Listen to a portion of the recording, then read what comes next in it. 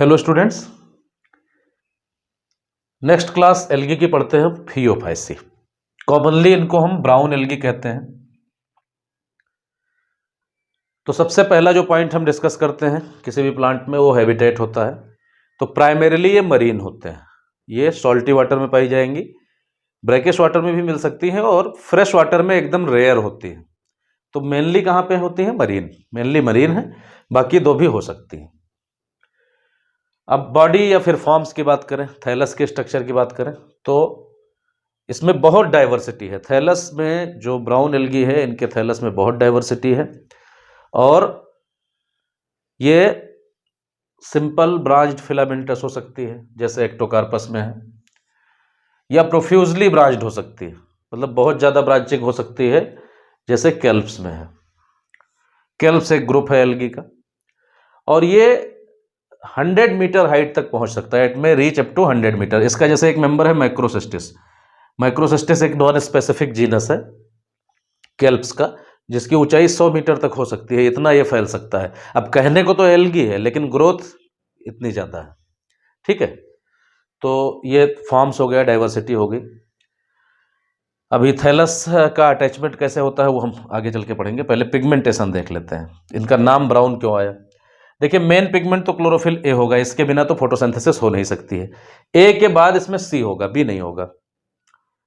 Carotenoids होंगे, ठीक है, ज़ैंथोफिल्स होंगे डिफरेंट टाइप के, लेकिन सबसे ज्यादा जो ज़ैंथोफिल होगा वो होगा फ्यूकोजेंथिन।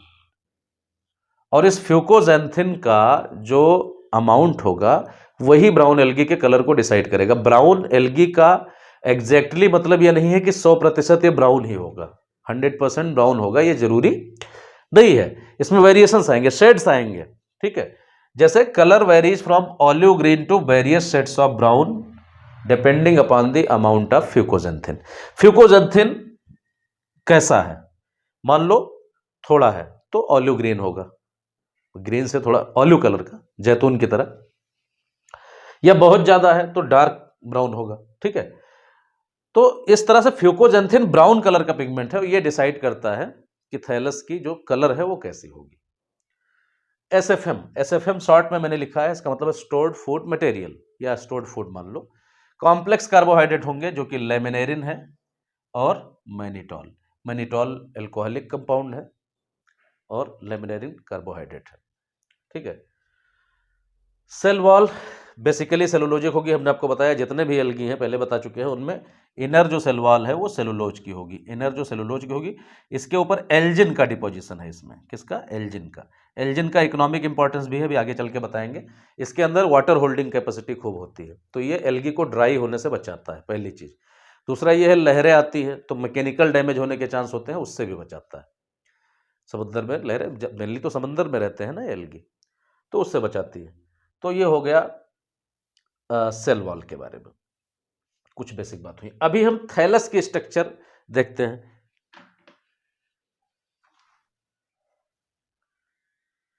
इनकी जो थैलस की स्ट्रक्चर होगी, तो बेटा मान लो किसी सबस्ट्रेटम से अटैच होना है। सबस्ट्रेटम कुछ भी हो सकता है समंदर के अंदर जिससे ये अटैच हो सकती है। तो एक बेस होगा इस तरह का, इसको कहेंगे होल्ड फास्ट। एक जनरल स्ट्रक्चर बता रहा हूं आपको।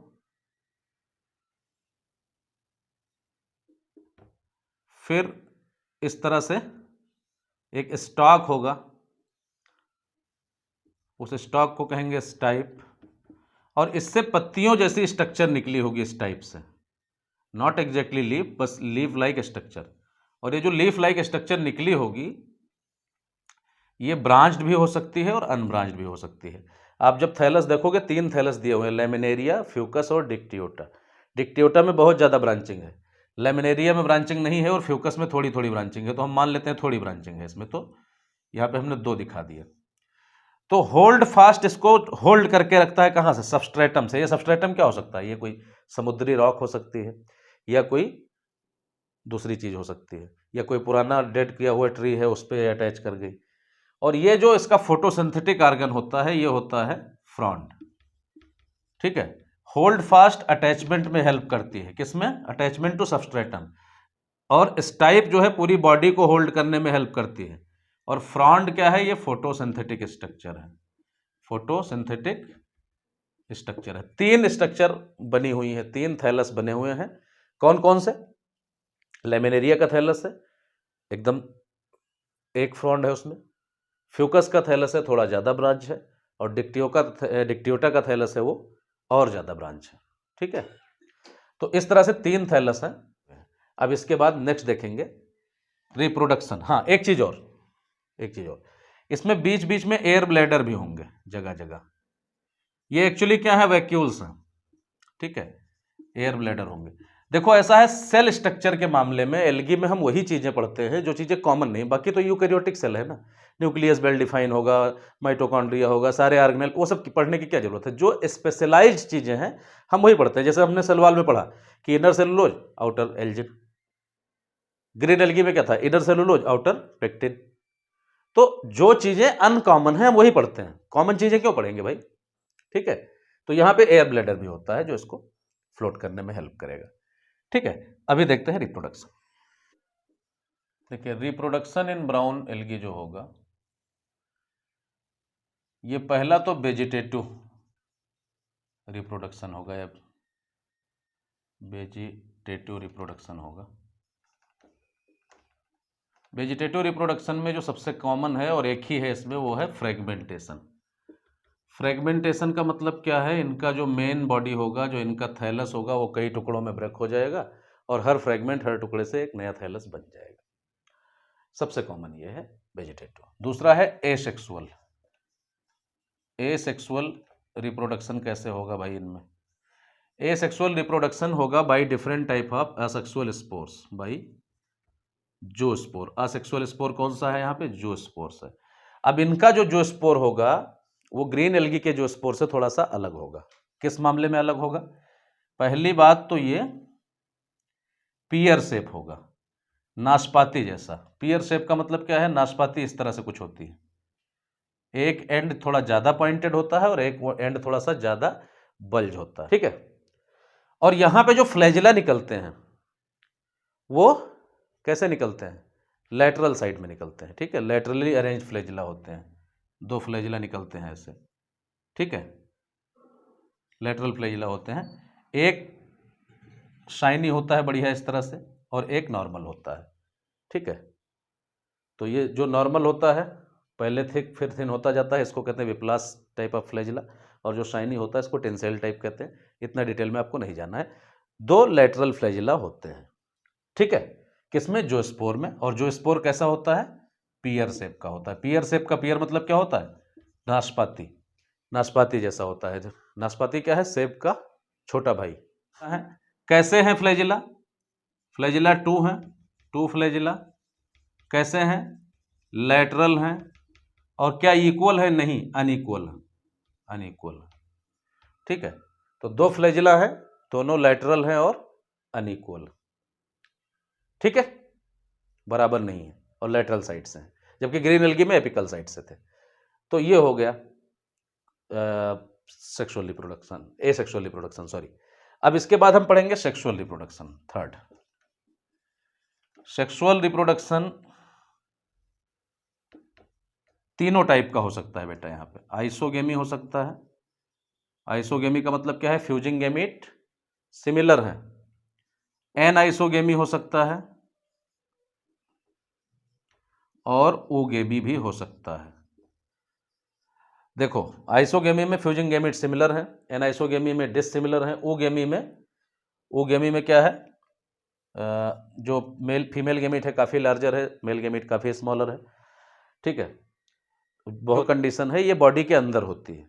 और इन दोनों कंडीशन में क्या होता है? जो फर्टिलाइजेशन होगा वो पानी में होगा, union of gametes in water. जबकि ऊगेमस कंडीशन में क्या होता है? जो फीमेल सेक्स ऑर्गन होते हैं उनके अंदर जाके फर्टिलाइजेशन होता है। तो fertilization inside the body, body के अंदर फर्टिलाइजेशन होता है। ठीक है, तो गैमीट की शेप साइज के अलावा एक भी डिफरेंस है ऊगेमस कंडीशन में, ये है। डिटेल में इसके बारे में हम लोग कैरेक्टरिस्टिक वाले लेक्चर में डिस्कस कर चुके हैं। ठीक, तो ऊगेमस कंडीशन में ऐसा होता है। अब गैमीट्स जो होते हैं वो भी कैसे होते हैं, पीयर शेप के होते हैं। ठीक है, स्पोर भी पीयर शेप के थे, गैमीट भी पीयर शेप के होंगे। गैमीट्स कैसे होंगे, ये पायरीफॉर्म होंगे। पायरीफॉर्म का मतलब होता है पीयर शेप्ड, और इनमें जो फ्लैजिला होगा वो कितना होगा, 2 फ्लैजिला इनमें भी होंगे। तो स्पोर की तरह ही फ्लैजिला इनमें भी अरेंज्ड होंगे। ठीक है, लेकिन इनकी जो शेप होगी ये भी पीयर शेप की होगी, गैमीट की भी। तो जो फ्लैजिलेटेड स्टेज है वो क्या है, उसमें 2 अनइक्वल साइज के फ्लैजिला होते हैं और लेटरली अरेंज फ्लैजिला होते हैं। ठीक है, oogamous कंडीशन कहाँ पे होती है, inside the female sex organ, मतलब ओगोनियम के अंदर। और बाकी ये दोनों फ्यूजन कहाँ पे होंगे, आइसोगेमी एंड आइसोगेमी, पानी में ही फ्यूजन होंगे। ठीक है, oogammy हमेशा बॉडी के अंदर होती है, चाहे वो ये एल्गी हो या फिर हम रेड एल्गी में भी पढ़ेंगे। ठीक है, तो ये था ब्राउन एल्गी के बारे में जो हमने कवर किया। कुछ एग्जाम्पल हैं ब्राउन एल्गी के, ईडीएफ याद कर लो, ईडीएफ मतलब Ectocarpus, D for Dictyota, F for Fucus, फिर एलएस याद कर लो लोकसभा, एल फॉर लेमिनेरिया और एस फॉर सार्गेसम। ये 5 मेंबर आपको याद रखने हैं। ठीक है, तो this was all about brown algae. Thank you.